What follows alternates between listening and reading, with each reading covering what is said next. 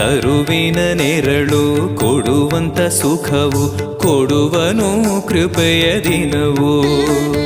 ಸ್ಥಿರ ಇರುವ ಮನ ಎನಗಿರಲಿ ಶರಣಾಗತಿ ಎಂದು ಬರಲಿ.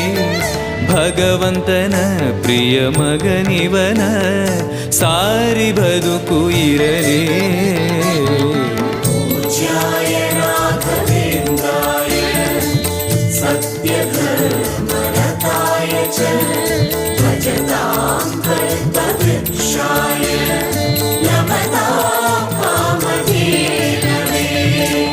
ಆಲಯವೆಂದರೆ ಮಂತ್ರಾಲಯವೇ ಬೇರೆ ನಾ ಅರಿಯಲಾರೆ.